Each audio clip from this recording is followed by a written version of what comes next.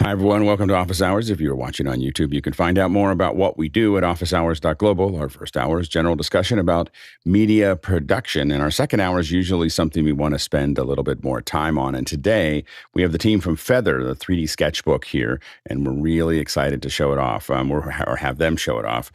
We saw this at SIGGRAPH. We hadn't seen it before, and it's just an amazing tool for the iPad. And so they'll be here in the second hour to show it off, and we're going to be really excited to walk through it. So definitely take a look at it if you can before the show. And if you've got questions, go ahead and throw those in for the second hour. Otherwise, you can use this that thing right there. You can use that QR code, or you just go to askofficehours.com, and there you can ask questions. You don't have to log in, you don't have to do anything else, and it works 24/7. Throw your questions in there, and we'll work on getting them into the show. Let's go ahead and jump to the first question. Mitch, what do we have? Thank you, Alex. Matthias Utila from Helsinki, Finland has our first question. Mimo Live supports direct control of Blackmagic Design ATEM switchers. How would you use the hardware and software mixers together? Well, there's a couple of different ways that you can look at that. I think that one of the ways is if you want to have graphics and streaming from Mimo Live. So basically, what you can do is you could be switching all your raw inputs. Then that program feed is going to go out to Mimo, where you can have animated lower thirds and even process some of that differently. And Mimo can also then stream and even record. So it's probably the most common use for Mimo Live with an ATEM switcher. Next question. Andy Kokendorfer from Vieira, Florida, asking, what are the risks in using Bluetooth for a mic on Zoom? I would like to dissuade folks from using Bluetooth mics with a list of risks. Thanks. Go ahead, Courtney. Yeah, the list of risks. You're in 2.4 gigahertz, which is, of course, overcrowded spectrum. So you're competing with everything that has a, Wi-Fi, Internet of Things in your house. Plus, you're usually battery powered if you're on a Bluetooth microphone, which means that you never know when that battery is going to run out, because a lot of times the battery metering is not accurate or not even available. So there's that. And if it runs out in the middle of the show, it's difficult to replace those batteries or recharge them, because, hey, unless you've got a spare hanging on. That's why there's 3 good reasons not to use a Bluetooth microphone or headset. Go ahead, Mitchell. Yeah, I'll add to that list. Bluetooth doesn't have a very great range. It's only got a range of about 20 feet, if that. And the quality of audio on Bluetooth is limited. So you got those 2 things working against you. Go ahead, Chris. I think the biggest fear of relying on Bluetooth for a call is the fact that something could come into its sphere of influence that tries to grab it. I know that I have on occasion used my Bluetooth headsets because they're super convenient. And why wouldn't you want to do something that was super convenient? I'm trying to reach in my pocket here. But I would fiddle with the case, and I open the case, and all of a sudden things like magic starts to happen, that it just works magic. And, like a phone could take it away from the phone call. But I think the overriding principle that you have to, and Alex says this, what is it you say? Television is either easy to make or easy to watch, but it can't be both. All content. All content, yeah.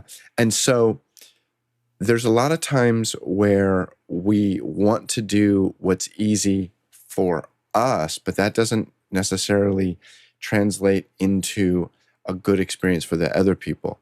I was on a call with a client I very highly respect. I've worked with her for decades.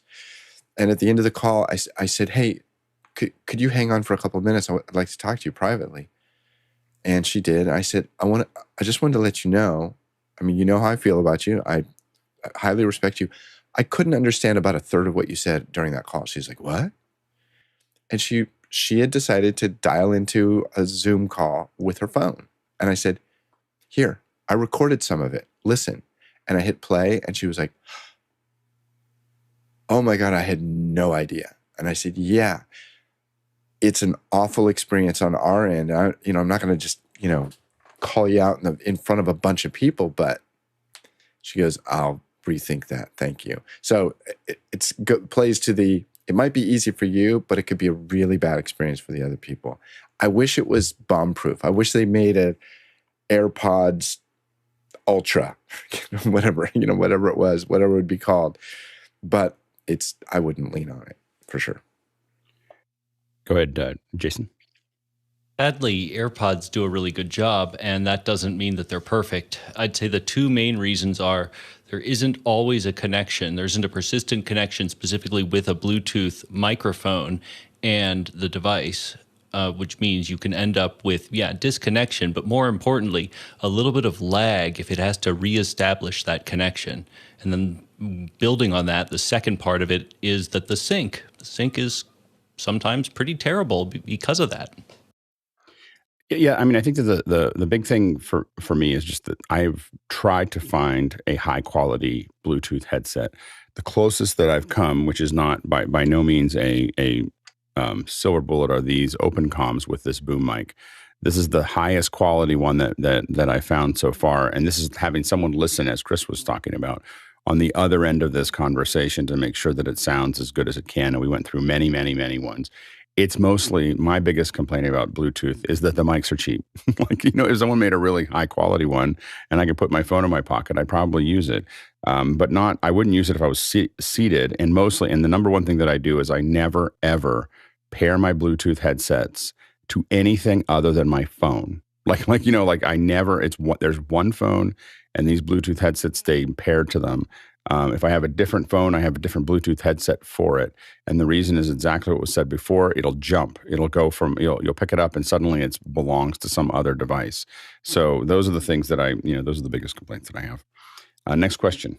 From Alton Christensen in New York, New York. What's the best way to dispose of videotapes, TV Cam, 1-inch, U-Matic, D1, that have been properly archived and degaussed? Go ahead, Courtney. eBay, sell them on eBay, because there are collectors out there, since you can't find any of these tapes anymore from original manufacturers, that collect those types of machines and repair them and get them working again just for the heck of it. And they're desperate for tapes. So check eBay, either that or build a large domino layout using all those U-Matic tapes. It would be interesting. Go ahead, Mitchell. They're building a national broadcast museum in Pittsburgh, and they probably could use them. Really? In Pittsburgh? In Pittsburgh, right near the garage that the first KDKA transmitter was built. That's Saxonburg. So that's where the antenna was. So I used to live right outside of Pittsburgh. Saxonburg's like 10 minutes away. My grandfather actually picked up the first commercial broadcast from KDKA with his crystal radio set that he built from scratch. So the political return. It'd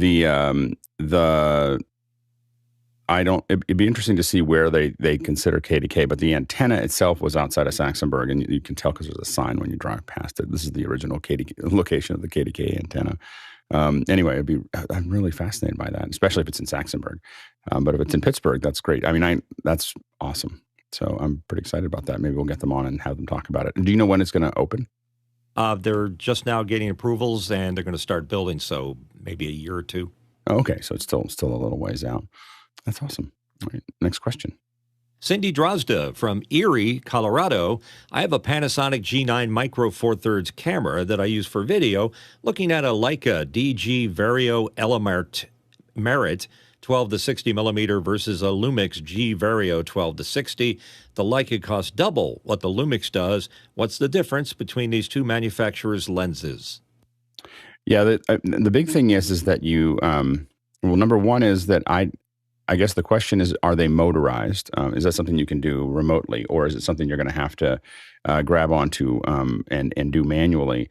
Typically, the difference between Leica glass and other people's glass is the quality of, usually you'll notice that the Leica lenses are a lot heavier. There's a lot more glass that they're going through, and it's much higher quality glass than what you're going to see with, some of the less expensive stuff. Look at the f-stop. So you have the zoom amounts there, but look at the f-stop. Is it a 2.8, 1.8? When I zoom, generally it won't go below 2.8.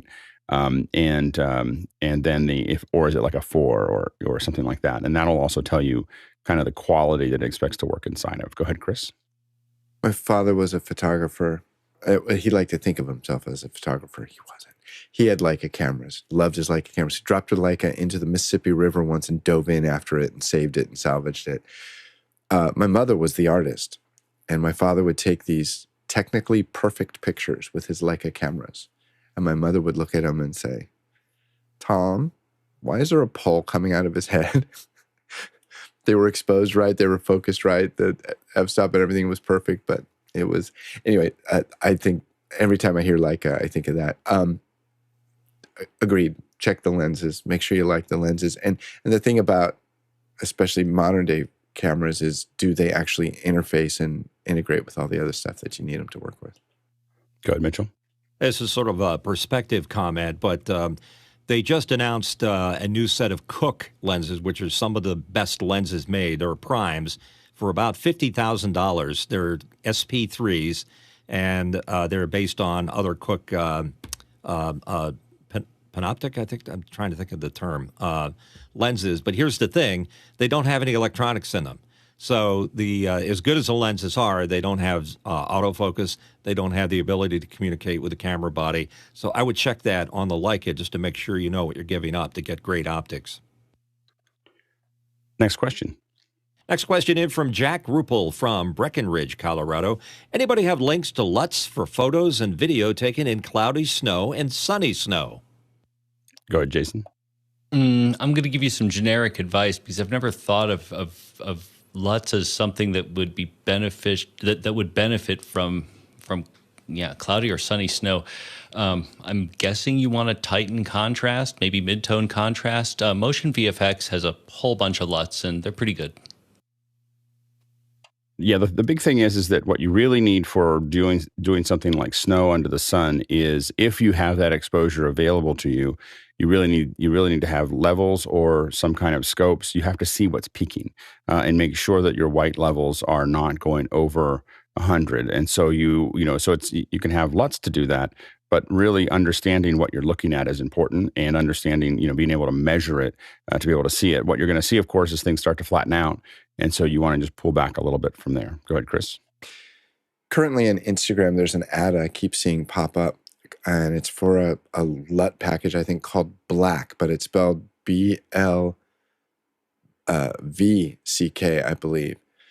And it's a stunning little 30-second ad. They show a picture, they do a wipe across, the typical wipe across, and the picture just looks like, that looks awesome. Show the next one, oh, that looks good. Ooh, that looks awesome after the wipe. And I would say, Jack, is take a look at demos like that, where you're really moved by like how good it looks. Try to do it yourself. I just this morning I'd seen that ad for those black LUTs a bunch of times, and I was like, I gotta start pushing some knobs around and see if I can make things look that good. Be inspired by things, but learn the fundamentals of how to actually do it yourself. I think a lot of times people look at LUTs as like this magic bullet, like I'm just going to, throw this LUT on something and everything's going to look fabulous. Nah, it usually doesn't. Try to learn how to do it yourself. I think it'll be a worthwhile exercise. And that gets back into using scopes and using a variety of measurement tools. You really want to start to use these opportunities to learn how those measurement tools actually work. If you look at any colorist, at least any colorist that I work with, they have those scopes open all the time, and they're looking for very specific things. Like, for instance, if you have something that's neutral, like white or gray, you want your red, green, and blue. If you're looking at what we call an RGB parade, you want that levels on that image or that process to be even across all of those if you want it to be accurate, if you know it's something that's white. But those are the kind of things you want to think about, but really spend time working on. I 100% agree with Chris that learning how to do it, I mean, you might have some LUTs that you can throw on there, but really the knowledge of how to correct stuff is really important. Next question. J.J. McKenna from San Rafael, California has a question. Where can one find the lifetime purchase for Stream Deck Mobile 2 for iPads? The lifetime purchase. I didn't know. Is there I have to admit, I don't have the Stream Deck on my iPad, so I don't know what I didn't know that there was a lifetime versus a membership. I'm sorry, I don't have that one. I haven't installed it. I guess I feel like I know people are using Stream Deck a lot on their phones and on their iPads. For me, the reason I have a Stream Deck is because I want something physical. Like I want something physical there to do it. And so I have a lot of them. I don't know, somehow I've accumulated like 6 of them on my desk. And so, it's, to me, the keys are the thing that I'm buying them for. But I do understand the habit. I always need to kind of reach over and I don't know what it is. It's important to me. So yeah, I haven't played with it. The point of a Stream Deck is the tactile thing underneath your fingers. That does the analog thing that appears to do something digital, even though all you're looking at is a screen with some that's got little buttons on it. Like it's. I was at NAB one year and somebody came up to me and they said, "Hey, did you see this new iPad interface for color correction?" And I said, "It's horrible." And he says, "But have you seen it?" I go, "I haven't seen it, but it's horrible." I'm like, "How can you say that?" I said, "Because I need to touch something. I don't need to see it. It's horrible. I don't want to touch a piece of glass and think I'm controlling my editor. No. Period." Next question. Douglas Carmichael's in with a question. Being an audio music person, first and foremost, how can I develop my lighting and video show control programming skills? Worked through a Grandma 3 on PC tutorial and loved it. The best way to show your skills is to go find somewhere to work, and assist. And it might be that you get a little extra time on a board.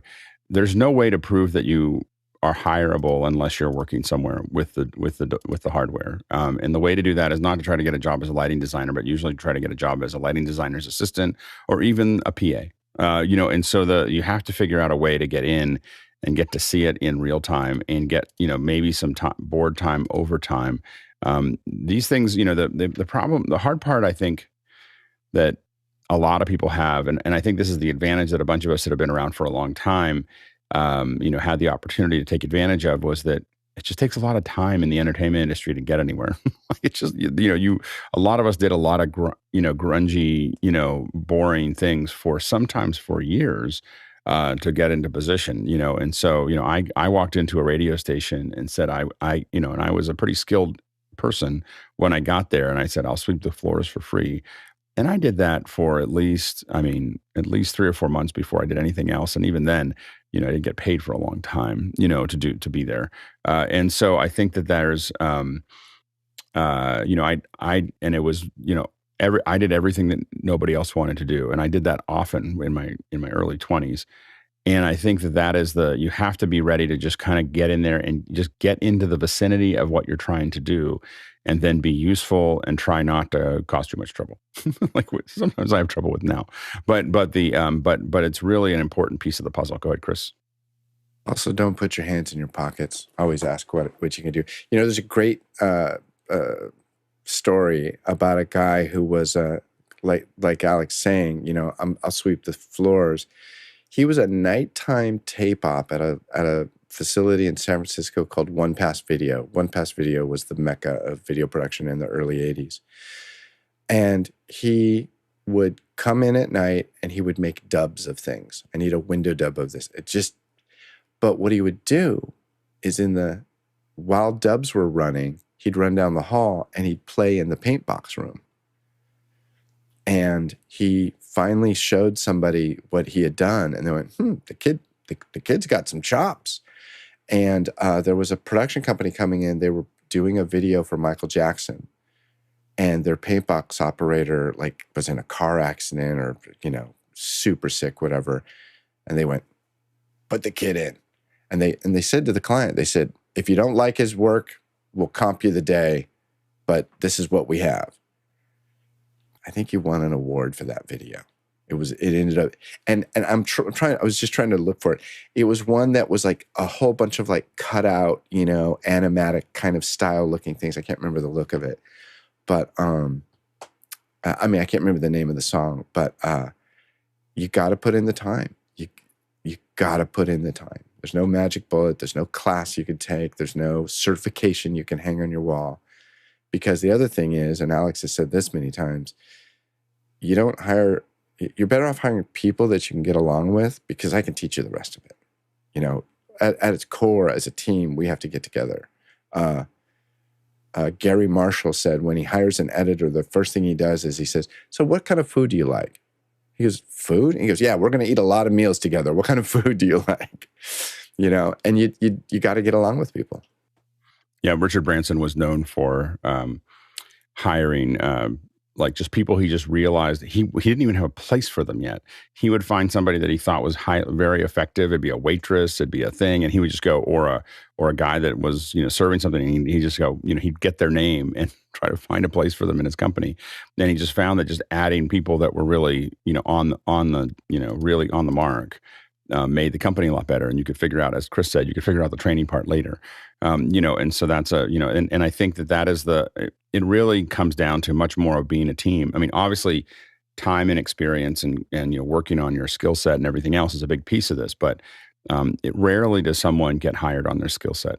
Just like it's you're at a huge, unless your skill set is top 0.1%, you get hired on your skill set gets you in the door, but what you get hired is because people think that you're going to fit into a team and work well.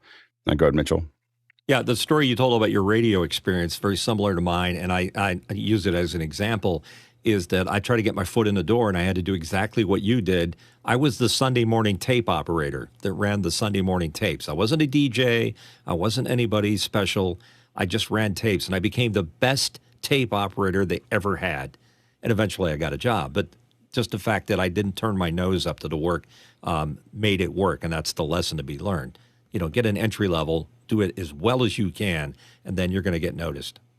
And part of the that process is: are you going to show up on time? Are you going to be reliable? Are you going to how do you handle pressure? How do you handle the need for a certain level of a detail? How do you handle all of those things are things that are that what people are looking for. And I know that we've kind of gone off the rails with this question, but it's really not about proving that you know how to do something. Like it's really like it is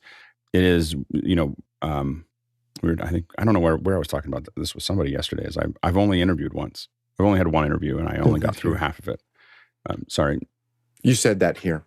Oh, I said on that the show. I heard you say it. Yeah. So I've only been interviewed once, and I only got through half of that interview, and I got hired. But that's because someone knew me. Like someone walked by and knew me, and so it really is about. I mean, and that's why we provide opportunities to be on panels and to volunteer and to all these other things, is because how people get to know you is to do things with you. And so we're providing opportunities for you to do things with people. But that you build that network and you build that trust over time. And the problem you have to deal with when you do any of those things is that, the saying is very accurate that trust arrives on foot and leaves on horseback. You can spend 2 years, building up a reputation, and one day of bad behavior can ruin all of it. So you have to be very measured in how you do that. Go ahead, Chris. The music video was Michael Jackson, "Leave Me Alone." It's a fun watch. It's worth looking at. A quick reminder, of course, that you can ask questions, general questions about digital media. You can ask them all through the first hour. So you can either, if you're in Mukana, or you can get into Mukana. The advantage of going into Mukana, by the way, is that you can chat with other people, you can vote on the questions. But if you just feel like asking a question, you can just use this QR code here, or you can just go to askofficehours.com and throw your questions in there. Next question. From Peter Rosado in Las Vegas, Nevada. Thoughts on the wrinkled blue screen showed in the Picard Season 3 gag reel. Do they have better tech to compensate? Go ahead, Courtney. They do. And if you take a look at this image, you'll see there's lots of wrinkles. I'll just bring it up briefly so we won't get a takedown notice. But you got to realize a couple of things. On a soundstage, this is not a live show, so they have all the time in the world in post-production and all the tools in the world to pull a good blue screen mat. Second of all, they may only have 3 feet of space to put this blue screen outside the set because there's fire lanes that have to be maintained, and you have to fit the lighting in front of it, and so on. And so you can see that somebody's obviously pulling part of the blue screen away from the set to keep it in front of the lights on one side. And they can fix all that stuff in post. I mean, just think about it. All the shows that use people in the green suits that are walking around, that you see shading on, they're not lighted perfectly, yet they remove them in post quite easily. So a little rotoscoping needed here and there, but they have all the tools to make it look fine. As long as it's not live, they're fine. Go, Jason. Yeah, I was thinking when I reviewed this that this was just going to be a garbage mat, and they were only tracking Picard on this side of it. Because if you look at the trackers, right, this is the more tight green screen or blue screen, right, and the rest of it I thought may have just been a throwaway, other than the crew member's head. So yeah, not great, but they may very well have been pushing in on that shot and only tracking for around his head. Yeah, go ahead, Chris. The other thought is you have to look at your budget thing. How much, Alex likes to say, how much am I spending per minute when I have this whole crew on this set? And if it's going to take another X, minutes to pull that thing tight, it might be cheaper to literally might be cheaper to do it in post. And as editors, you come across this stuff all the time. It's like, why couldn't you guys just fix it? Never mind. I'm cheaper than that whole soundstage full of people. I saw a T-shirt that says, I like to fix it in pre. Yeah. So anyway, the issue really is also, though, is that when we say, when people say that we didn't use any visual effects, usually what it meant is they put the effort into making sure that the visual effects were really good. And when you have wrinkled screens, especially blue screen is particularly hard in a lot of cases to key, because a lot of the junk in a digital camera, a lot of the grain and everything else ends up in the blue record. The record that has the most data is the green record. And so that's why a lot of times you want to do green, unless this is probably because it was in a dark environment. Sometimes we switch to blue for that. But the issue you really get into is those wrinkles do make a difference in what you end up doing is having to do harder keys.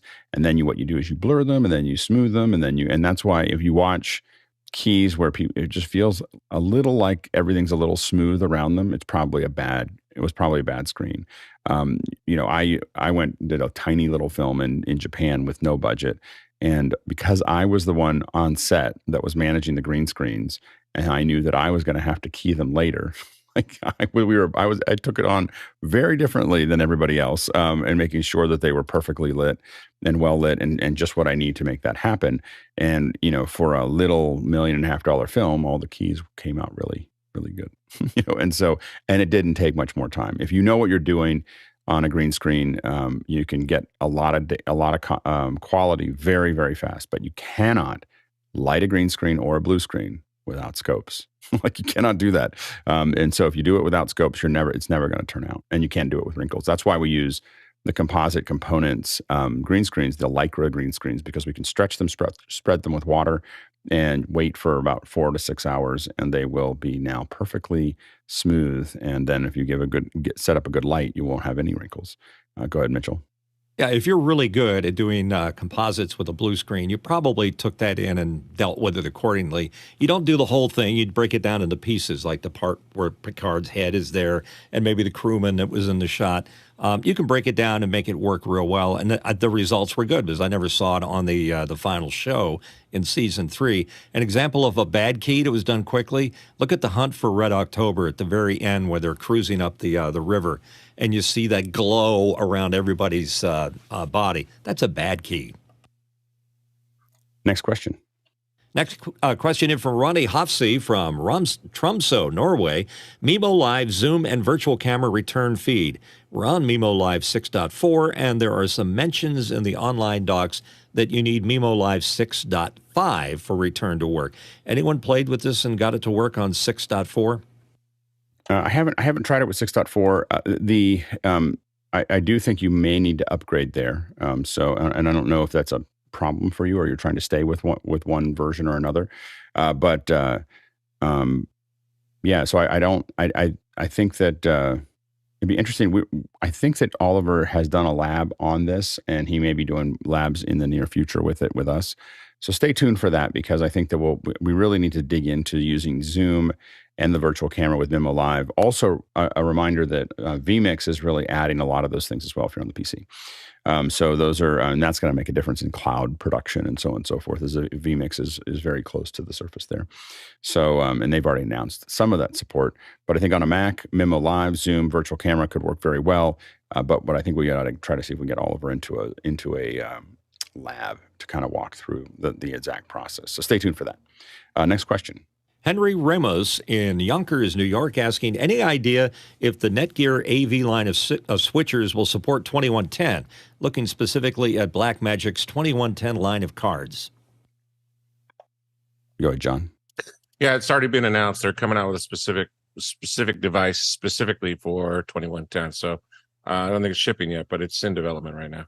Yeah, and we should definitely watch this space. It's interesting that the Blackmagic new switchers have not just one Ethernet, but a bunch of Ethernet connections going into them. So I think that we can, 4 of them. So I think that we can assume that 2110 is where Blackmagic's going to go with a lot of those things. And yes, we're going to start leaning into talking about how 2110 affects our routing, because it's really a very specific thing. It's less expensive than buying a full-on SDI router, but far more expensive than using the routing that a lot of people use with NDI. So so it does take a fair bit of knowledge to use 2110 at scale. It's not that hard to use it for a very small number of devices, but it uses up a lot of bandwidth. So it's like running SDI through your router. so it's a different set of problems there. And but it's still, people will talk about it being expensive. They're talking about it being expensive in comparison to regular run-of-the-mill routers. But for those of us who have bought a lot of SDI routers, it's not that bad. Go ahead, Chris. I don't know if you caught it, but I think I got an email this morning saying that there's a Blackmagic event on Thursday morning. So yeah, that's going to be the IBC announcements. And so I think that, do they say what time the Blackmagic announcement was going to be? 10 a.m. Pacific time. How convenient. How convenient for all of us. So we'll probably watch that together. so I think that I expect to have a lot of fun announcements at IBC. Go ahead, Courtney. Yeah, one thing to bear in mind is if you're creating a new facility and you're going to put in 2110, you're going to save a fortune on coax cable because if you're routing, Cat 6, it's a lot cheaper to run the thousands of miles of cable in Cat 6 than it is in high resolution 12 gigabit coax. Yeah. Yeah, it's been the dream for a long time. The hard part is really there just hasn't been enough. The ecosystem hasn't been big enough. So you end up somewhere constantly going back to, coming out of 2110 and going back to something else, going out to SDI, going out to HDMI, having to reconvert because a lot of the hardware wasn't 2110. So it's just taken us a long time to get through that lift there. So that's been the problem that we've seen across the board right now is just not having the level of support that we need. But I think that Blackmagic may be the thing that turns it over. We don't know because of the sheer scale that Blackmagic holds inside the market. We'll see. And we'll hopefully see more of it on Thursday. Next question. Jack Cannon from Phoenix, Arizona asks, any panelist excited for the new Procreate Dream app for iPad? Go ahead, Jason. Yeah. But honestly, I think that Feathre 3D is grabbing so much more of my time. Can you explain Procreate, the new Dream app? My understanding of it is that it is just the reiteration of Procreate, which is vector-based drawing / kind of photo editing on the iPad. So, but this is something. It's a reiteration. It seems like it's something. This is something that's new. Brand new. Then maybe I spoke too soon. Yeah, it seems like the Procreate Dreams. It says it'll make animation a lot easier. So this seems to be a, this is I think a new version or a new kind of. They have I guess they did the announcement. It looks like so Procreate in the past I think has generally been a 2D app, and so you're able to do a lot. They did the announcement. I think 3 days ago. And what this is allowing for, I believe, is a variety of animation tools. So haven't got to check it out yet, but thanks, Jack, for posting it. We will look at it a little closer, and we'll see if we can't even reach out to them and have them come in and show it to us. This looks like a great app to demo on the show. Next question. Edwin R. Ruiz from Chicago, Illinois. I'm looking for an encoder for corporate events. What options exist in the sub 1,000 price point?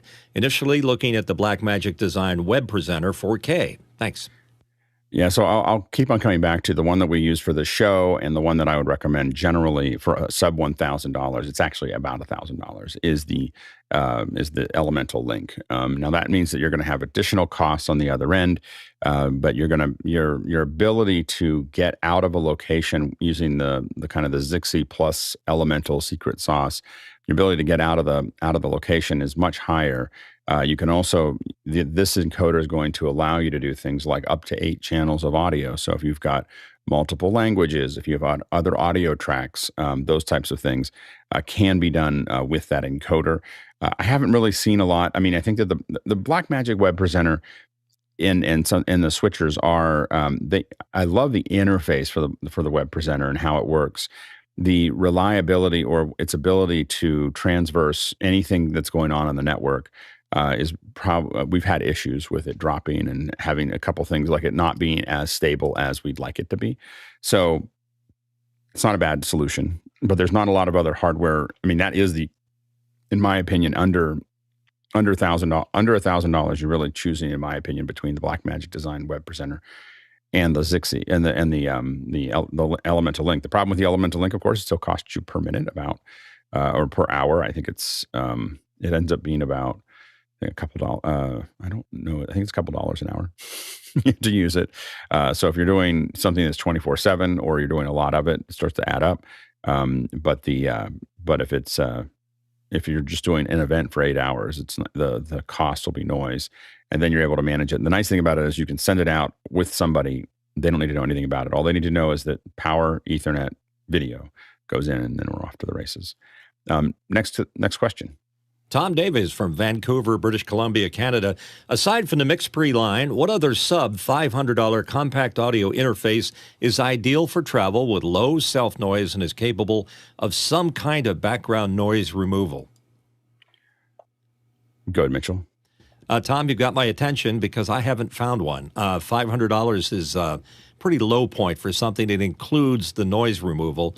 I'd say that your reference point, the MixPre 3 with Noise Assist, is probably the lowest and best situation to have. But other than maybe an external box that accepts some type of plug-in in order to do some kind of noise reduction, I don't think it exists quite yet.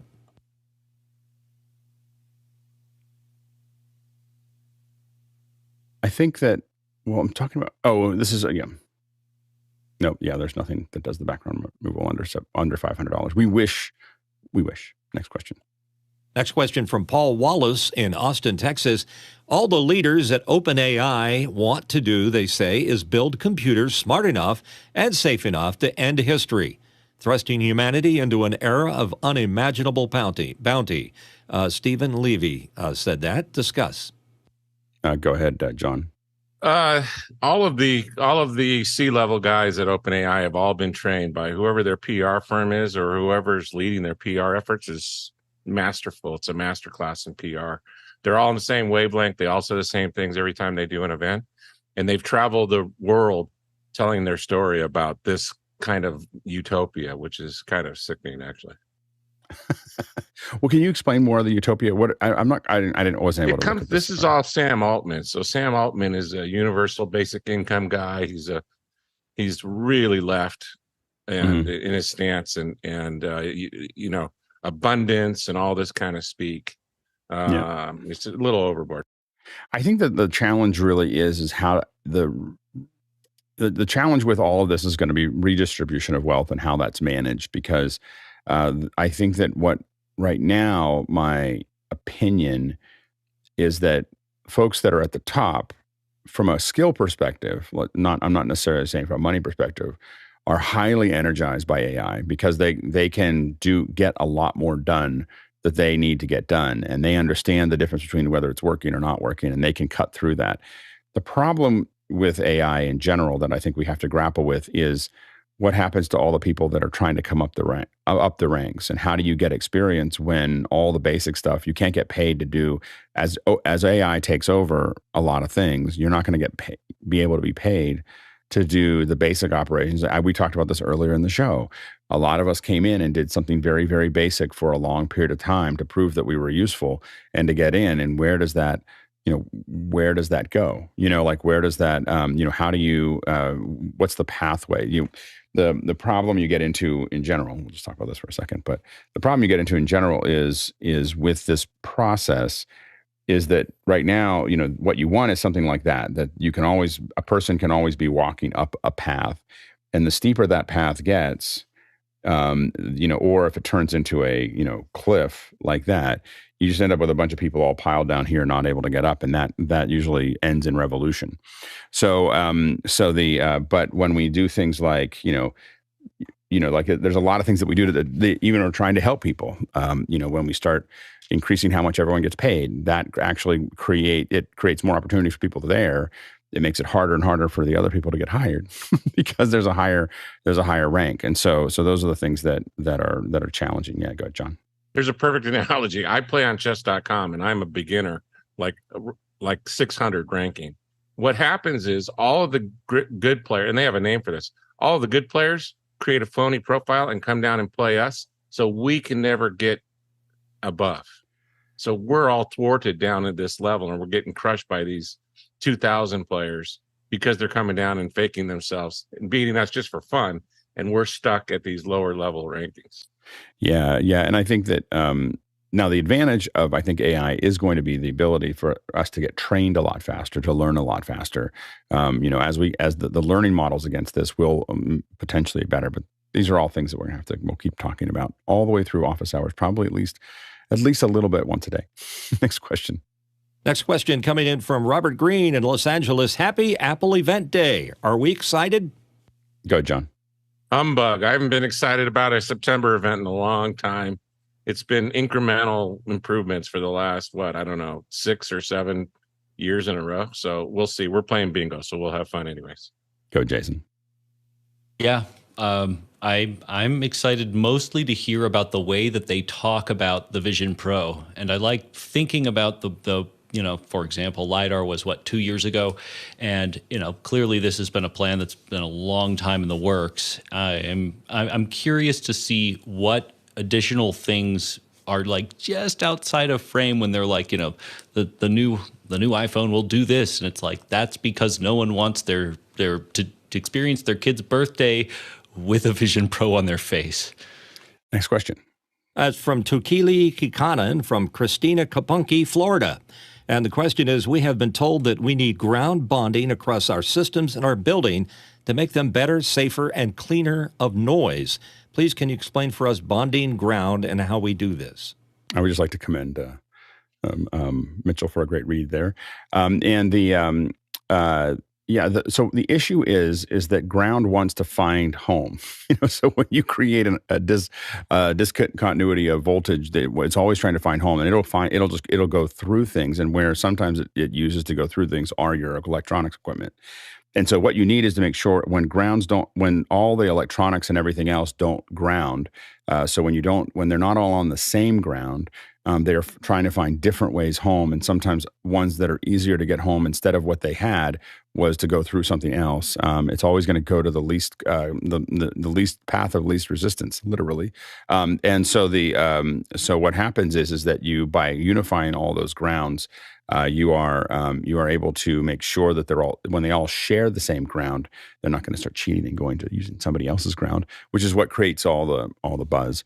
It's also safer. They have you have problems with cattle and all kinds of other things where spare voltage, they call it stray voltage, can actually kill the cows. Not because it shocks them and they fall over, but it vibrates on the bottom of their feet, and that tickling has them to stop eating and all kinds of other things. And so you have to be pretty careful about that. It does make a difference to have it shared. It's just very hard to do. Yeah. And go ahead, Courtney. Sorry, just missed my glitch. Ground bonding is good for a couple of reasons: eliminating noise and eliminating static differential, which is a thing that Alex kind of touched on. With high voltage frequencies can build up, and if the grounds aren't connected, here's an example of ground bonding. All the grounds are led to a common bus that is then tied to a single point of grounding. That way, there's no voltage differential between the ground on one piece of equipment and the ground on another piece of equipment, which even static electricity can build up between the two. And so that when you touch both of them or contact between both of the grounded, even though both of them are grounded, if they're grounded to different grounds, there can be a discharge between the two, which can cause glitches in electronic equipment and cause little tingles to people who touch across them. They're not going to get electrocuted with the static electricity, but it can cause problems with electronic equipment because it can blow out things because it's high voltage and it jumps. And especially in areas where you have a high propensity for static buildup, like where there's a lot of thunderstorms, not LA, but where there's cold, dry air. Go ahead, John. I had an office that had two separate buildings, and they were not tied together with ground. And we tried to cross link them in ground. We had to bury a pole 8 feet deep in order to get that ground to work, because we had a RG6 run from one building over, and we got the grounding lines coming up. So until we pounded that thing 8 feet down on the ground, it didn't work. Next question. From David Brady, New York, New York. Salvaged 4 Sony BRC Z330s with these specs: 1/3 inch HD CMOS, 2.25 megapixel, 1080 60i NTSC, and 1080 50i PAL formats, 18x optical, 4x digital zoom, along with the controller. Worth keeping for the Sunday place? Yeah, they're not too bad. I think the main thing that you look at is that I don't think that it'll do progressive. So when you stream it, you may see you just want what you see me do anytime I look that I don't think I'm getting progressive. I'll just go like this. I'm just looking at it. If I see the combing from the interlace, and again, we don't see that on TV typically because it's designed to be interlaced. But when you stream it, you may see that interlacing. So that would be the thing that I test. Next question. Bastian Lloyd in Dallas, Texas has a question. Can you share different ways how to archive and save iPhone videos while maintaining picture quality for future editing use? Go ahead, Jason. Well, step one is don't throw the pixels away. Shoot at the highest possible thing that you can, and be sure that you can get it off of the device quickly. That said, iCloud can do this pretty well, and it won't throw anything away if you tell it not to. There are third-party apps. iMazing does, I believe, automatic backup of iOS the minute you plug it in. It also works seamlessly in Finder. The important part here is that in Finder, you have to set a password, or the secure pieces of iOS will not be saved. And that has changed a lot over the years. It used to be bizarre little metadata stuff, and now I believe it's almost entirely the secure enclave. But if what you're after is a way to completely back up and then sync back an iPhone, Finder works really well, and it's still pretty slow. If you're looking for a way to permanently archive, then iMazing is also pretty good. Next question. Dan Huber in Erie, Pennsylvania. If I've got a device that needs power over Ethernet plus, can I use a power over Ethernet injector but still put it on our network that has PoE? Go, Jason. Yes, just be a little bit careful. Do not get a cheap one. You need a device that recognizes that there's PoE, and you'd be better off turning off PoE on that port and then injecting PoE plus.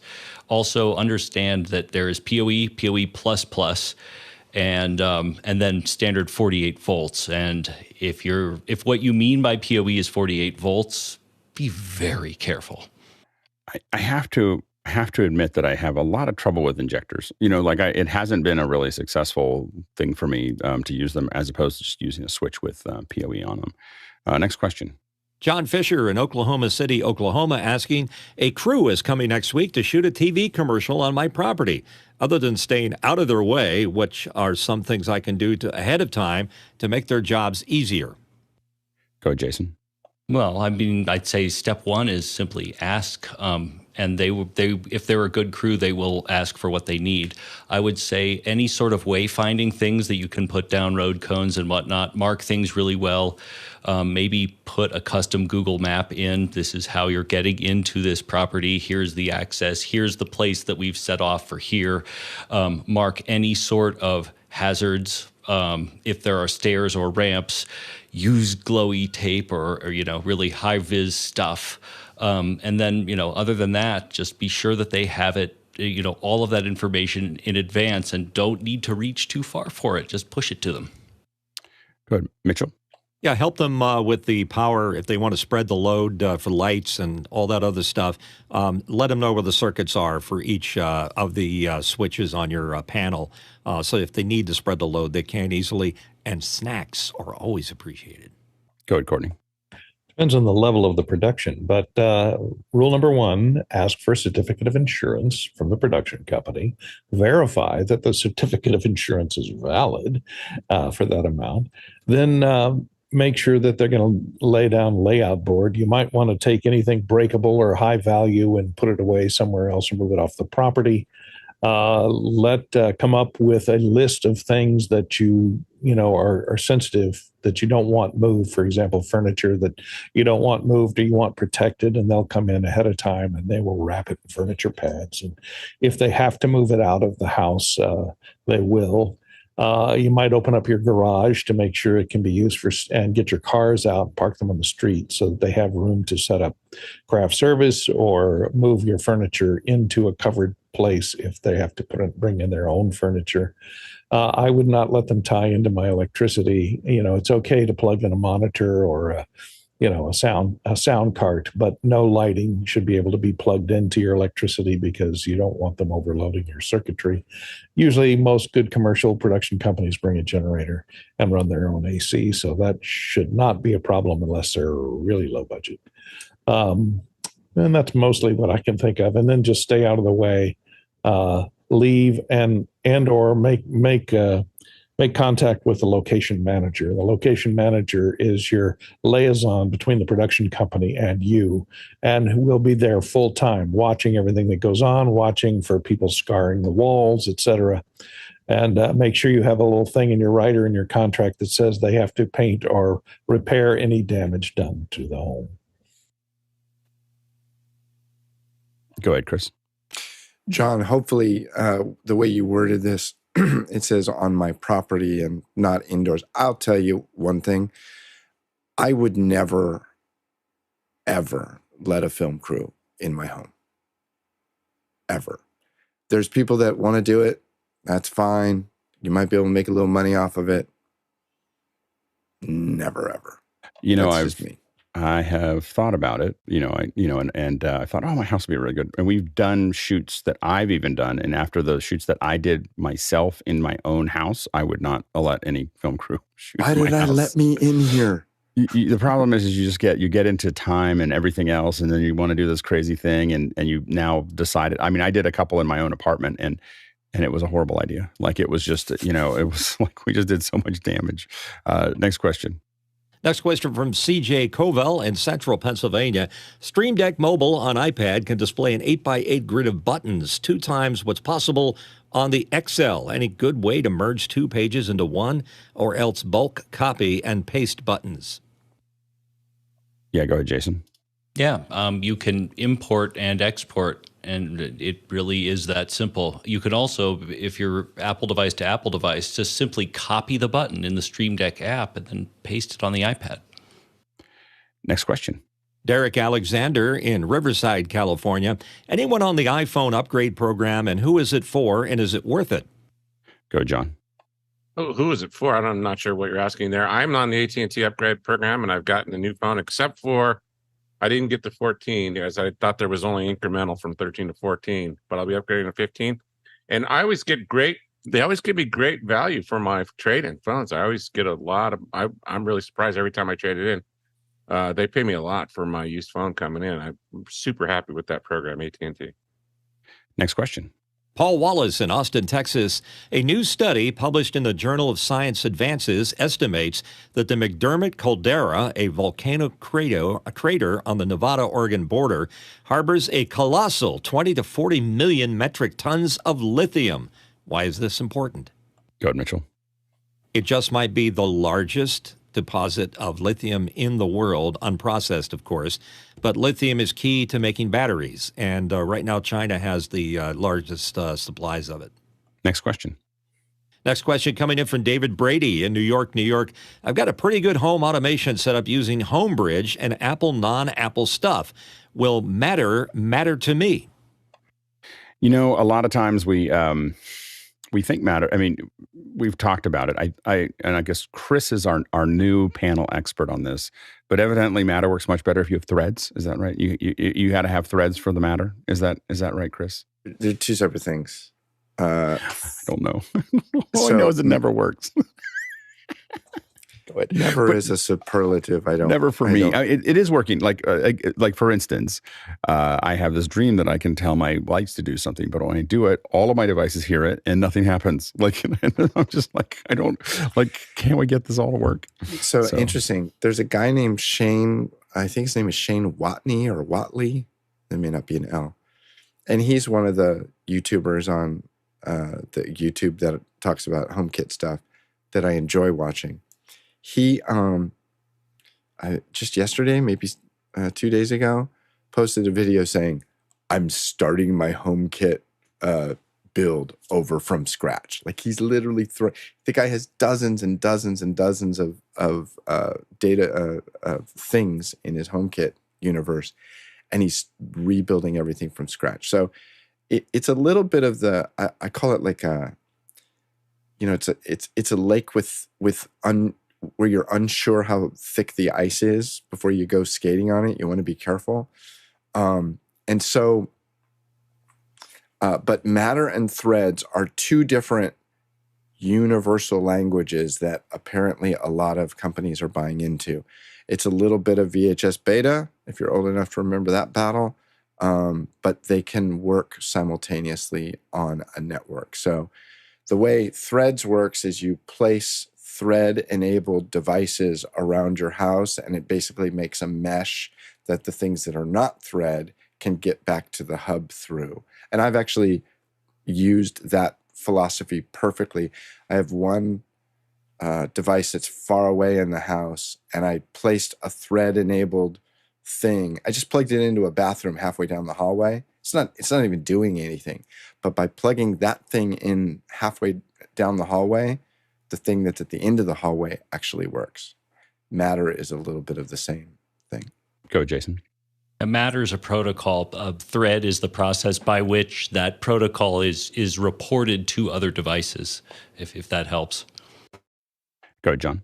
Sorry, we were running out of time, so I... No, go ahead. What were you going to say? No, go ahead. What were you going to say? I've been in home automation business since X10 modules, and none of them work. I'm very disappointed in technology. You're just bitter. Well, I mean, like, which are you doing anything with them right now? Yeah, I have them all, and none of them work right. Are you using Threads? No, I'm not using Threads. I gave up. You got to talk to. I think you need to talk more to Chris about all of this. I do. Chris and I are talking about the fact that we probably should do a show that is just for automation, because then you and I can be the curmudgeons, and Chris will have to show us how it all works. Can I tell you the nice thing about it is there's a sense of satisfaction when it does work. It's fun to solve the problem. It's not horribly expensive, and it's almost like a hobby. But I mean, ultimately, like I did all this stuff, and my wife came and she's like, "Why can't I just throw the switch that's on the wall?" Because I have a better way of doing it. Really? Is it really better? Coming up next week, or the rest of this week, Wednesday, we have Ambisonic. We're going to be talking about how we're doing Ambisonic for the events. And so you've probably seen, some of you may have seen the testing that we've done in the past. And we're going to be talking a little bit in more detail about that. Mickey, I took an Ambisonic mic down to the office. We're going to kind of set it up. We're going to have speakers, and we're going to show how it goes through that process and how it gets to us. So that's going to be tomorrow. So that should be a lot of fun.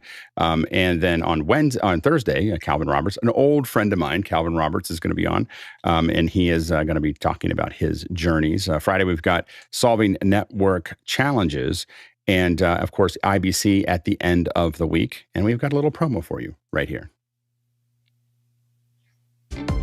European members of the Office Hours community are heading to the International Broadcast Convention in the Rai Center in Amsterdam to bring you the latest broadcast trends and technologies to Office Hours Live, from the exhibition floor. Join us on the 16th of September for the latest trends in broadcasting technologies. And this year we are especially focusing on finding solutions for your production problems. Let us know what you would like to see, what problems you need to be solved, over on officehours.global/IBC.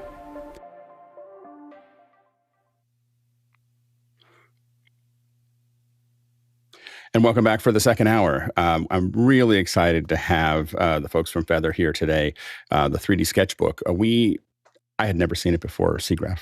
So we walked by and I just kept on staring at this wall and just going, what are they doing? And just this amazing, just magic as far as I was concerned. And so we covered it a little bit. You can see a little of our coverage of SIGGRAPH, but I just had to have them on. And we're so excited to have the team from Feathre on. We've got Chief Designer Junwon Yang, Chief Engineer Kyuhyoung Hong, and Community Manager Haelin Lee. And I've been quietly watching I jumped into their Discord, and Jenny's doing great little demos, and I've been learning a lot. And but not what's interesting about what I've seen so far and what I saw at SIGGRAPH is that not only are we talking about designers and engineers and community managers, but people who really understand the app. They're using the app all the time that they have. So anyway, I just want to welcome all of you to the show. Welcome to the show. And can you hear us? Okay, is everything coming through? Yeah, very good. Do you want to give us a little introduction to Feathre, Jenny? Here to introduce Feathre. I'm the community manager, Jenny. Thank you for introducing me. So I'd like to share actually a demonstration video while I'm introducing our app. Sounds good.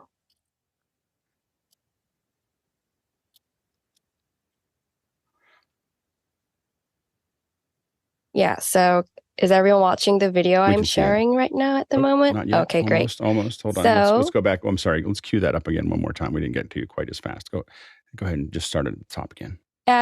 Should I start again? Okay, yeah, go ahead and start. There you go. Okay, thank you. So our product Feathre, it's named because it's the 3D sketchbook light as a feather. And as you can see, it is for drawing and sketching in 3D with a tablet, like a pen device, and just the hands. But not to miss, it's actually a web application, so you can use it on any device. It doesn't really have to always be on an iPad. It could be any tablets you have, or actually you could also set it up on the desktop with a Wacom tablet too.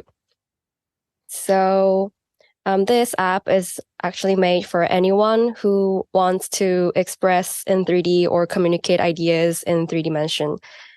So as you can see, we wanted to keep the experience of actually drawing with a pen, like as natural as you do with a paper and a pencil, but in 3 dimension.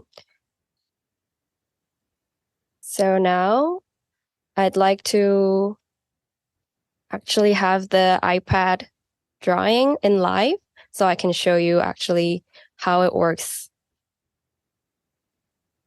with June drawing. There we go. So yeah, here we go. And so this is like how we start. We start from a blank note as like a blank paper. And then you can view around with your fingers, and you can actually get an image on like a side clipboard, so you can have it as a reference. You can organize the drawings in groups also. So to start drawing, he actually got like his 2D sketch as a reference image imported, and now he will start drawing with the pen. So if you can see, he first draws a line and then it becomes like an extruded surface. We call this a 3D guide because this will get gone after you draw the stroke on top of it. So the guide is just for you there to draw on top of it, and it won't be left. So if you see, he's also using the mirror features, so he gets the symmetric shape of the chair right now he's drawing. So eventually you can actually draw any shape lines, like a curvy one, a wavy one, and then you draw on top of it, and then the strokes become like a 3D mesh. And there you get the form like in the way you want, and you can express all the lines quite freely in any shape. And we believe this is actually pretty fast, and it still gives the experience like a 2D sketching. Like if you are a designer or you know how to draw, you can do it. And what it's doing there, right, is that when you have that plane, it is projecting what you're drawing in the 2D space against that plane. So that because I've noticed that when I play with it, if I'm at an angle, it'll just kind of stretch along it, right? So you really need to be somewhat perpendicular to the plane that you're drawing on if you want to hold that shape. Is that correct? Oh yeah, that's actually true, because it's easier, if you can actually get to like the very side or like the very top view, so you can know exactly which direction the surface is getting extruded. But actually you can also go to the orthogonal view. So then the surface that gets extruded that you could draw on top is always kind of straightly stretched in the vertical like direction you are drawing. Right. So you just have to always draw a line, and then you have to change the view to actually see on top of the surface where you're drawing. So maybe you can imagine like the surface is like a paper you are drawing with. So you create the paper shape from the side, and then you have to flip to the top of the paper, and then you would get to know like that you're drawing on top of like the wibbly wobbly or like bended shape of kind of a paper, and then you're drawing on top of it. Yeah, and I just find that for a lot of us, I mean, people who, when you're trying to sketch out an idea, but we don't necessarily aren't drawing in 3D. I spent, I grew up building things in 3D, and I also sketch things in 2D, but my ability to sketch in perspective is limited. So that's what I think I got so excited about related to this. We'll go ahead and cut back to the we can stay on the iPad there while he's drawing. I found that it was for me, when I saw this, I think that's what I really got excited about, was the idea that I don't, it is figuring out some of the 3D, so I can do my 2D ideas and but sketch them into a 3D space. Yeah, actually, I really agree with it, because I also had a lot of trouble when I was like learning the perspective views. I had to draw all the guides I needed to draw to know how to express like my thoughts and shape and form I wanted to draw in 3D. But with Feathre, actually, it makes you much easier, because you don't need to learn all the perspective guides and everything, because you're actually drawing in the 3D space already. Now, one thing I noticed there was that Jun kind of moved the legs, so you're not limited, right, to just what you drew. You can kind of move and copy these things around. Oh yeah, exactly. You got the nice point. He's actually using the select mode at the moment now. So he selected the drawings he already did before, and then he could move it around with the joystick. He could actually stretch them in the direction he wants, like the size of it. Also, he could actually change to like the mode of the joystick, so he can keep the proportion of that. Also, he can adjust the brush type or the colors of the drawings he already did. So actually, you can draw and then transform or change the things you want to do, or now, copy do that, and use it as well. Do you need to create new layers to do that, or it's just a matter of selecting it? It's just selecting it and then doing it. Well, if you want to keep a copy of the before version, maybe you can keep it in another group and then do it. But unless, you could just select them and then change them directly. And then one thing that I noticed was the ability to build a guide layer and then warp it. So basically sweep it along another guide layer. I think I brought that up with you at I saw something on Discord, and I saw the movie. I think you were in the community. Yeah, and I was like, how do you and so that I found to be really useful. I think we could show it right now. Yeah.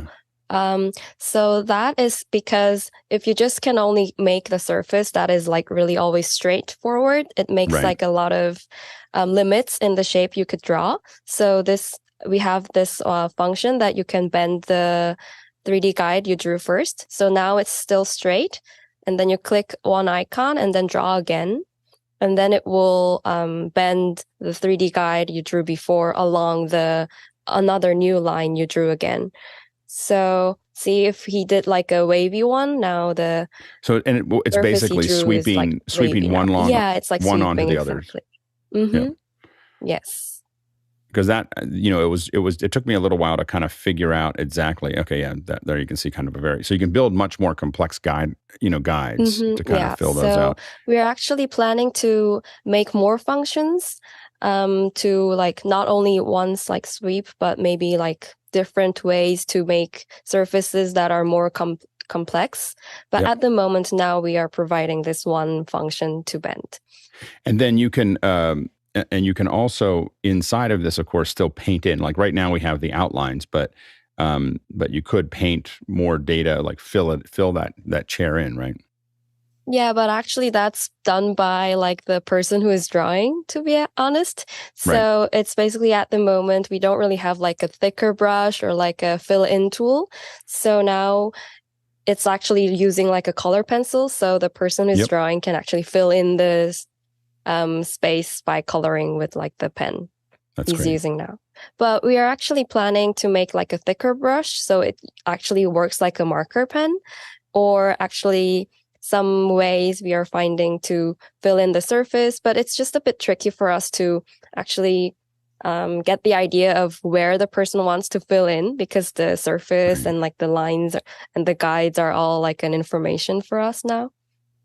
Yeah, no, I think that's the I think just sketching, the idea that you can just sketch in 3D is enough. Exactly. But you can. I just wanted to outline that, I've seen some of the other stuff that you've worked on, and I've been playing with it. Of being able to kind of, once I have that surface, I start to kind of fill that surface in. Now, is there any way to save those guides, or is it just the guides just kind of disappear as you work? Yeah, at the moment, the guide is like one at a time. So after he drew one and then he removes it, after he finishes drawing on it, it gets removed. But we are making it possible to keep it for the future, like as different layers.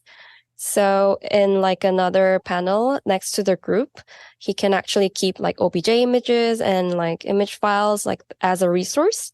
And the 3D guide you drew will also be one of the resources there. So you can control them separately. But at the moment, yet it's not saved.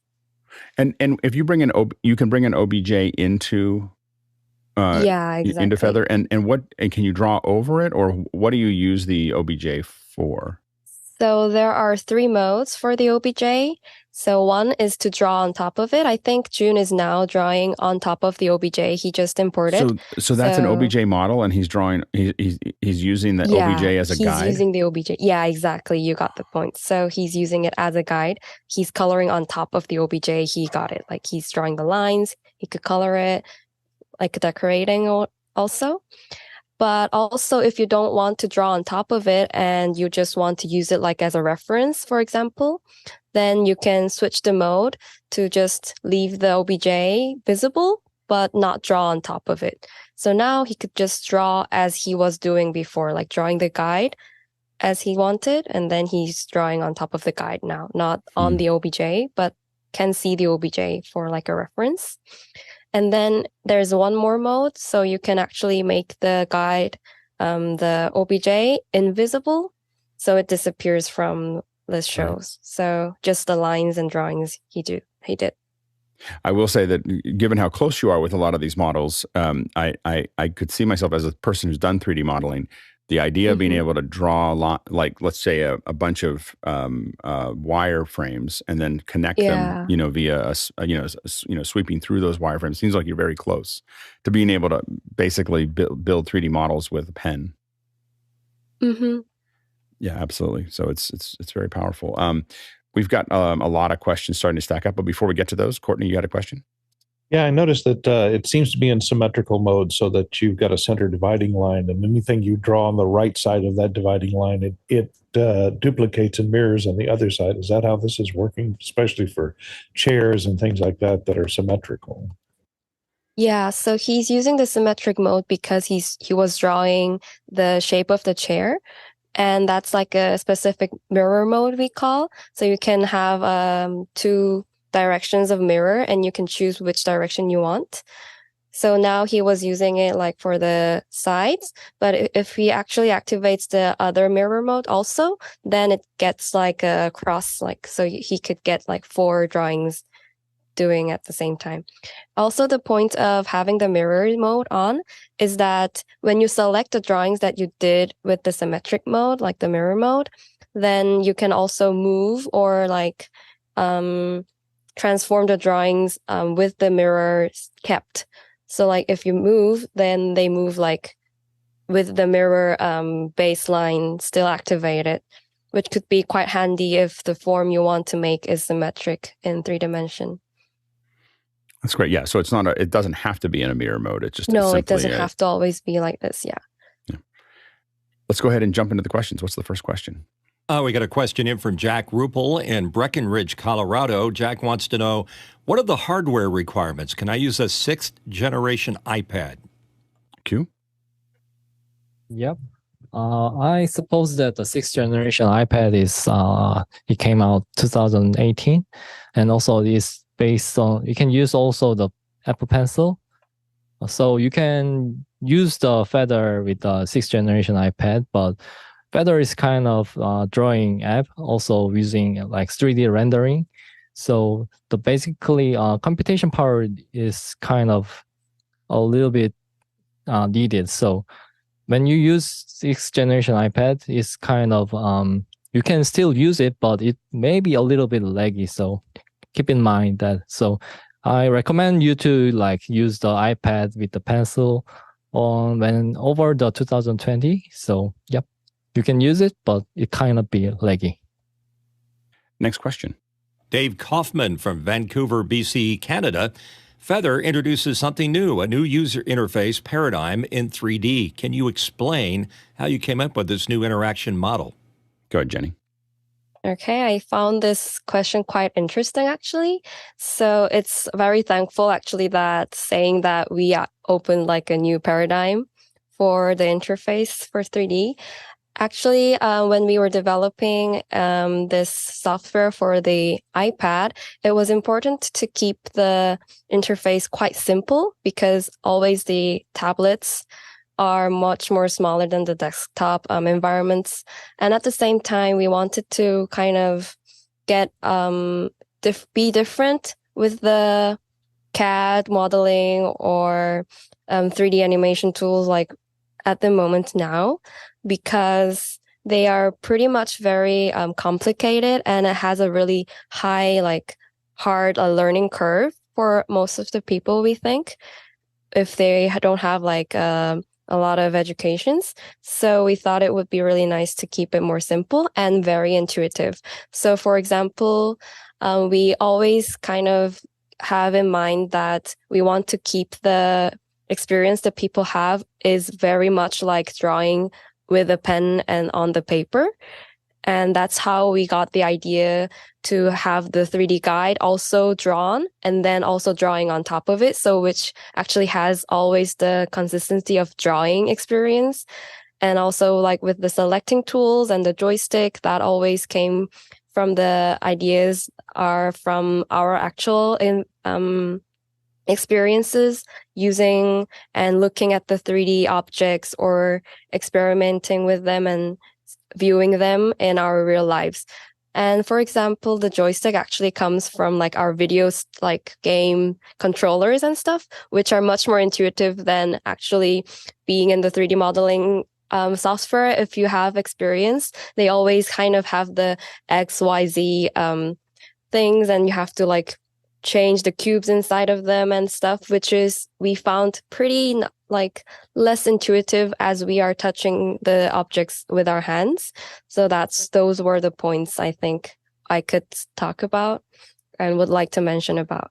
And have you seen many schools picking this up? This seems like the perfect school drawing program. Have you seen that? Have you had much interaction with schools? Yeah, actually, we have an education team. So the manager from the education team is not here at the moment, but we do wanted to try starting to use Feathre in the school with children from elementary school to high school, and also, of course, like for university students also. So we are actually running a lot of several like one-day classes or workshops with the different schools and different environments or academies too. Next question. From New York, New York, it's David Brady asking, what kind of interoperability can be expected between Feathre and existing CAD/CAM applications? Go ahead, Jenny.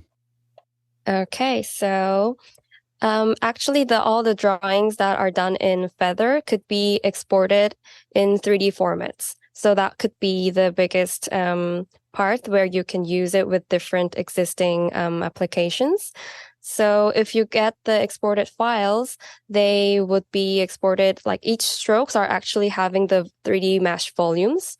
So you can see the mesh data in different 3D softwares such as like Blender or Maya and probably C4D, such as them. And it exports USDZ? Not at the moment. You can get the OBJ file and GLTF files, and we are actually working on the USD files. So it would come soon, but not yet. The thing that I'm excited about looking at that is the idea that I could sketch something really quickly and simply text it to somebody on, if they have an iPhone or whatever, and they could simply just set it down in front of them immediately. So I think that could be really useful. For sending it just as a very fast and simple way, we also have the function you can just export it into publish with a web link, and you can still let the other person without a Feathre account or any application, they can just open it on the website and view it in 3D, so you can hand it on easier. No, absolutely. Next question. Craig McFarlane from Boston, Massachusetts wants to know, as a web app, are there limitations on different environments in detecting a pen versus multiple fingers? Q? Yeah. At past, there was only a mouse event at the webs, but as the touch device came to the market, web supports the point event too. So there is no, you can use pointer event as detecting pen and touch event. So there's no different, there's no limitations for the detecting a pen and multi fingers, but there's a limitation, only one limitation in there. The web browser do not detect the pen and touch at the same time. So when the pen is on the web, you can detect the touch at the same time. So yeah, that's it. Next question. Next question from Dave Kaufman in Vancouver, British Columbia, Canada. It might be confusing for 2D artists to learn Feathre as their first step into 3D. Do you have some starter tutorials? Go ahead, Jenny. Okay, that's one of the points we actually experience while we are doing a lot of workshops with 2D artists also. And for them, we have an offline course also. But also online, we have tutorial videos on YouTube you could check out. There are two types. One is a full tutorial of drawing a biplane. You can follow step by step. But if you feel that's a bit too fast and you want to go from each feature by feature, you could also get to see the quick guide videos we make by each function. Also, we have a community running and a support page, so you could actually come directly to our team to ask, or on the community channel on Discord, you can interact with other users also and get tips and learn from them how to use Feathre in a better way. And I believe these could help you get through in learning, although you are a 2D artist, to learn Feathre. Yeah, and I will vouch for both the YouTube. The videos are very at times mind blowing. There was one about Anakin's engine, the pod race engine, and you really just get to see how much detail can be added and put together there that I found very inspiring. And again, the videos, I would highly recommend checking out the website and checking out the YouTube videos specifically, and then the community resources inside of Discord I thought were really good. There's users there that are doing pictures that I still quite haven't figured out how they did that in Feathre. I just don't understand the skill set that's required because they're just incredibly detailed. So it's really an amazing set of communities. Yeah, thank you for actually mentioning about it, because as a community manager, I'm actually trying to, get the users to share how they're like doing the process and their tips more and more. And that's one of my roles here. So that would be much like better to share more and everything in the community actually in the future. Absolutely. Next question.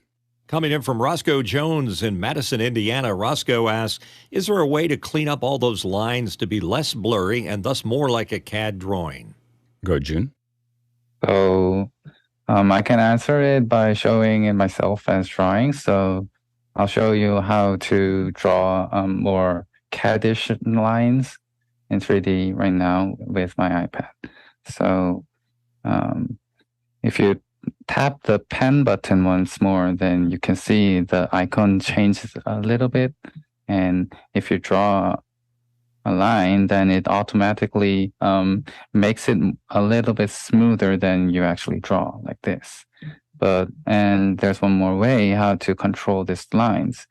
If you draw the line and wait a little bit moment, then you can like pull out the lines and make it a little bit close to straight lines or a little bit less. So this is basically how to control the lines and make it smoother. And also, like, you can draw circles by just drawing something close to a circle, or also you can wait a little moment and control how big you want to draw the circle by the center. And this way, you can actually draw much more smoother lines than just rough lines. But actually, these curves are not like NURBS curves, so it's hard to use this as edges for modeling, CAD modeling exactly. But you can still use these lines as guidelines for modeling. And that's using the pen tool specifically, as opposed to the paint tool. Yes.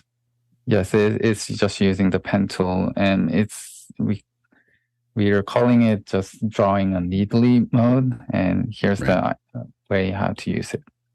You can change the mode by using the rough lines, and then touch one more time, and then you can use it as the neat mode. Yeah, that's great. Go ahead, Courtney. So yeah, I'm just going to ask that about it creates a spline. Then if you hold on to the if you enter that mode where it turns it into an adjustable spline with multi-points that you can adjust the angles on, like you just showed. And the other question is are there geometric shapes that you can bring in, like spheres, or that are perfectly formed, to graphics primitives that you can choose from and to drop in if you don't want to try and draw a perfect sphere and so on. Yeah, go ahead. I can keep on answering about that. Yeah. Go ahead and does it have 3D? Do you have 3D primitives to draw on, or is it something that you would bring in as OBJs? No, you can bring in OBJs, but we don't have like presets for shapes right now. Yeah. And are you able to display multiple OBJs at the same time, so I could bring in a couple different models and place them and then use them and then draw over top of all of them? Sure, you can put in multiples. Like because of technical limitations, we limited the to 2 models for now. But we're going to keep on working about that issue. Next question. From Samuel Norvik in Norway, is a pressure-sensitive pencil essential for drawing with Feathre? Go ahead, Q. Yeah. Pressure-sensitive pencil is not essential for now. And so the pressure is irrelevant with the stroke. But we are testing the pressure and looking for an option for express the idea and more style to the stroke. Go ahead, Jenny. Okay. I think Q answered everything I wanted to say, actually. Very good. All good. Next question. Craig McFarlane from Boston, Massachusetts is here. For tools and gestures, what parts are a completely new approach versus other 3D drawing programs? Go ahead, Jenny. All right. I think we have been showing already. So the way of drawing the 3D guide first and then drawing on top of it, that makes the experience of drawing lines in 3D in a pretty much like a free form, would be the very new interaction you can get, which is very different with any other tools you can find at the moment in the market. And also the way of viewing with the fingers and drawing with the pen, like this kind of gestures that is separated in this way. And also the joystick I've been mentioning several times, probably for selecting and moving the drawings or transforming, stretching them.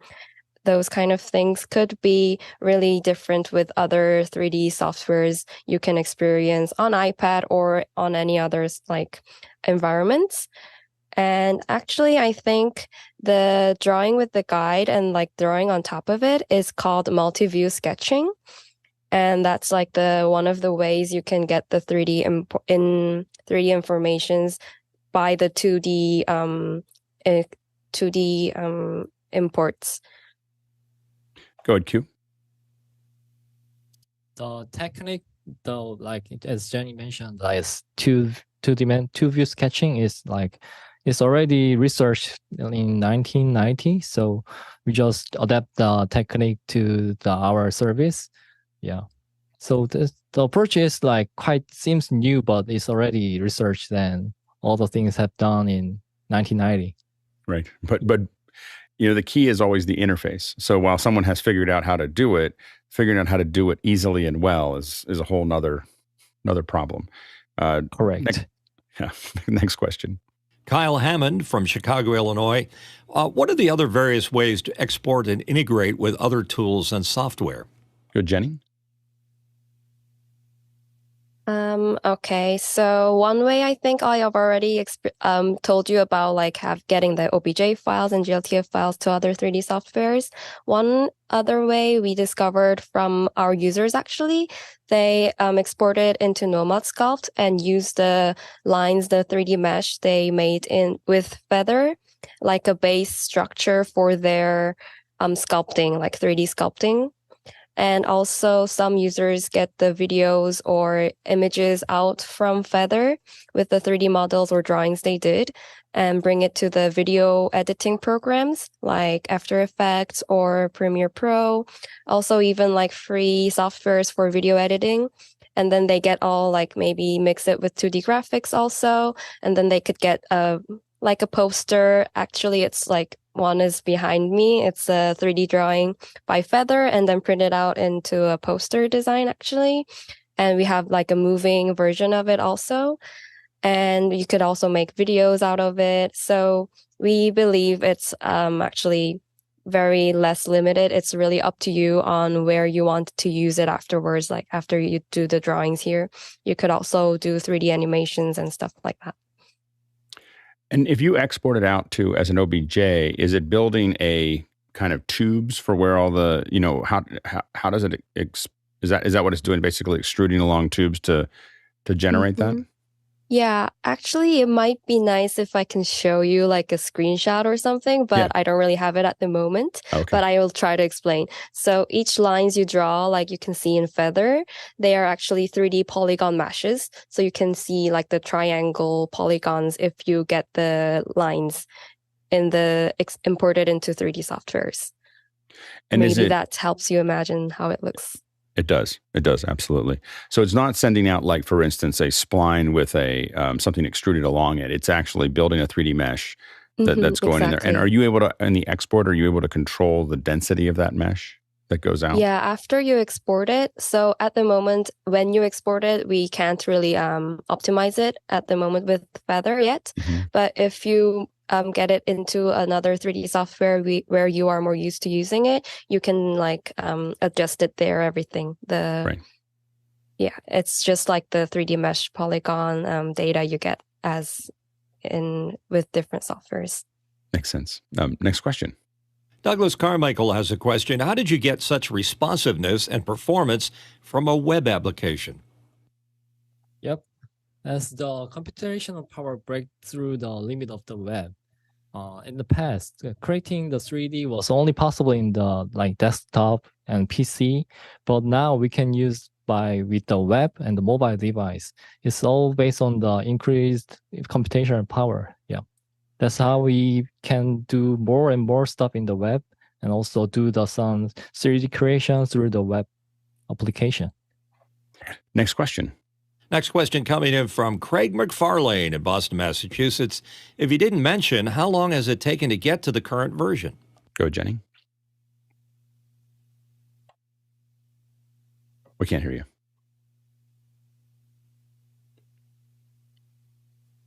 Okay. Oops, sorry. No So it was taking roughly 2 to 3 years. So the company was founded in 2020.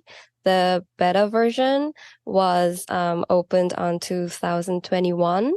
And then the official release of the app was in 2022, which is pretty recent, actually. It was just last year, November, when we officially released it, also on the App Store and like officially. Next question. Kenny Hampton from Greenville, Illinois. Amazing tool. Is Feathre sold as a one-time purchase or as a subscription? Go, Jenny. All right. Everyone might have been really curious about this point. So actually, everything is free now. So you don't need to use any money to use anything. So it's free. You could just go to our website and download it and try use it. But we are actually planning for a subscription model. So, but we will keep the essential version free for everyone all the time. So we want to make everyone can have the access to 3D sketching, but for the people who wants more advanced, like importing or exporting functions and more drawings, like unlimited memories and like unlimited exporting and importing, then you might need to pay a bit for the pricing plans we are planning for. How far out do you think the subscription model is? Fastest, I think maybe in a year. It might be, because we have to also develop like unlimited usage and everything. Right. And actually, like we have one more step for like collaborative works for bigger teams and like collaborative drawing and doing stuff like that. But then it has to be the feature first and then the pricing plans. So it might take a while. It's great. And, you know, and that's one of the reasons I wanted to bring all of you on after I saw it, is that it's free. It's something you could use across platform, and everyone should just jump in and I think just give it a shot. I do find it took me a little while to get my head around the planes, you know, understanding how I'm going to, and a lot of the videos that you have really helped. But really trying to figure out exactly how that plane works. And I found that the easiest way to do it is just to open it up I open it up at least once a day and just sit there and, you know, fiddle. You know, just try to, you know, and have my brain start to get used to, I'm going to try to draw a little chair. I'm going to try to draw a little like something. I've been playing a lot with the sweeping one control surface onto another one and really understanding what it's going to do when I want it to do that. But I, you know, in 15 or 20 minutes a day, I just kind of am slowly understanding how the app works. Next question. Jack Rupel in Breckenridge, Colorado asks, can you use Feathre like a video pencil to composite in 3D?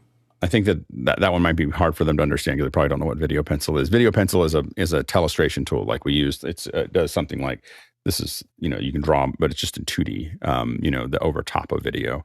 But probably is, I don't know how you would do that in 3D. Go ahead, Jenny. All right. So from what I just understood, it's like a storyboarding or like for animations and those kind of things to use the video pencil. Is it correct? We use it live. I mean, this is a very similar. I have a different app than Video Pencil, but this is the one that I built, all right, or it's like that I work with a programmer whiteboard. with. Okay. And so it's just drawing. It just composites over top of video so that we can talk. We can say, oh, I want, you know, I have this, you know, this, and I want to put an arrow in and do whatever. Okay. We use it a lot for that kind of thing. All right. So, but it's probably not the same. I don't think there's a way to do that in 3D. Or like more for like communication. Yeah, like while you're talking. Okay. Yeah. All right. So I think for now it's for the drawings and in 3D, but you can definitely you know, share the links and then it would be updated if you save it. Also, you could use AR functions that also you can share by QR codes to other people. So several people using different devices can get access to get access to the same sketch. So then you can see the 3D sketches from different views from each different devices you have, and have the same scene on it, like the drawing on, but still in 3D. So that could be helpful. I could see a place where being able to save those control guides, and have them kind of available inside the model, so that if you wanted to go back to them and people could talk and then select one and draw on it, and you could, it would allow you to keep on going back to things and continuing to add to them. Yeah, we actually have like a vision for using this as a collaborative app also. Since we are a web-based app, it's actually possible to have several people also in one note and do collaborative sketching and stuff. But it's just like we just need some more time to develop all the things set it here and stuff. But that's like the way we are actually visioning our tool to be. Next question. Dave Kaufman from Vancouver, British Columbia, Canada. You've got a lot of momentum now. What's next for Feathre? For now, we are thinking about supporting storyboarder to like see the composition of the different camera. And also we are thinking about like moving and rigging, add some rigging function to make some animation with the 3D sketch. All the things are like maximizing the value of the 3D sketches. So we are now planning and developing that kind of function to our service. Next question. Douglas Carmichael, can you export objects from Feathre to make them 3D printable? Yeah, you can print all the objects made in Feathre, but for now, it's like all the meshes are like complicated, and there's a lot of meshes, and so you need to do some more stuff at the like Blender or the other 3D program to print as 3D print. Yeah. So yeah, it would print it, but it'd be pretty rough, right? It's just not a lot of. So you want to smooth it out a little bit before you print it. Yes. Go ahead, June. Oh, I just raised my hand because here's a 3D model, actual 3D model. We printed. It's great. We printed this like 2 or 3 years ago. So it's totally possible to 3D print it because we can export it in mesh files. But this model, we remeshed it a little bit and make it as smooth as possible to 3D print it. Yep. Jenny? Oh yeah, I just wanted to add one more thing, that as we can get the 3D mesh files already, if you actually draw thick enough and solid enough with our app, and you have a lot of knowledge about the 3D printers, then you could actually draw with the knowledge of the 3D printers and in the way that works. And then if you export it, you can actually directly get the 3D printing out the drawings we did in Feathre directly. But it just has to change the file formats, from different apps for the 3D printer to get it. Next question. Dave Kaufman from Vancouver, British Columbia. I wonder if the people at Feathre have new words to describe the process. Go ahead, Jenny. All right. I'm a bit curious of what they see as like a new words to describe, but I guess like the words we use as like 3D guides for the surface you draw on, that's like the word we actually kind of wanted to make up and settle it. Also, like maybe using the joystick, that's like our own interface names that might be. And we do say that this is not a 3D modeling. We say 3D sketching or 3D drawing in general for the whole process we are doing. And that's like some of the words we want to like make the people use when they are describing our apps. Next question. Douglas Carmichael, does the Feathre version in the App Store use native code, or is it just a web app in a native package? Good, Q. Yep. Good.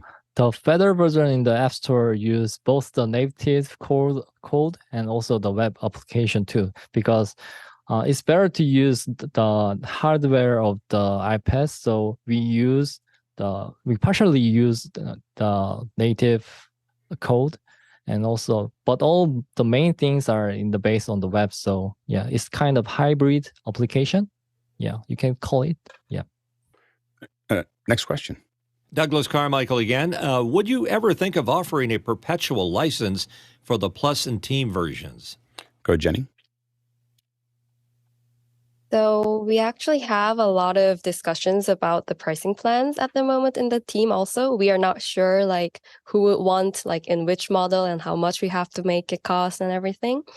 So we're discussing a lot. But at the moment, I think for small teams, we think subscription might work better. And for enterprises, maybe if they need like a local server support and everything, we might make it as offering for perpetual licenses for the teams. Go, June.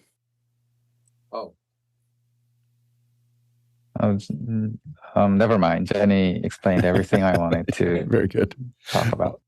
Very good. Well, it's a really, really impressive piece of software. We're really excited about it. And I think that what we're really excited about is it's very powerful, but it's also very easy to use. And so I really wanted to bring you on to have you show all of this and make sure that have people know that it exists, that it's out there, because it's just really, really powerful. So anyway, we're very excited to have you. We may try to, Jenny, get you or June or someone to come in and maybe do some labs with us sometime in the future. We'll all get some iPads and web things together and have you do a bunch of them with us, because we're really excited about what you're building. June and Jenny, thank you so much for your time. Thank you so much for inviting us to your show. It was really great. Really, really a pleasure to have you. Thank you. And thank you to the panelists. We can't do this without you. Thank you to the producers for all those great questions. Keep the conversation rolling. And thank you to the incredible team that helps put all of this together, that edits the show, that builds the tools that we need to make the show happen, that manages the show and makes sure that we know what we're going to do each day. And make sure that everybody's ready to go. It's just a really, really incredible village that we have here. So thank you all for your contribution. If we had to walk to do these questions, we would have had to travel 77,000 miles today. That's 124,000 kilometers, and that is 624 million. I'm sorry, 614 million bananas for scale. All right, let's go ahead and jump into After Hours. Reminder that we have a workshop today at noon Pacific Standard Time, and that is at 3 p.m. Eastern Standard. Thanks, guys. Thanks for coming on. Thanks for being here. Jenny, I love the classic Sennheiser microphone you're using. That is a very class mic to be using. It's very great. Thanks again. Okay, we're going to go ahead and I'm going to Thank you. Thank you. Thank you. Thank you very much.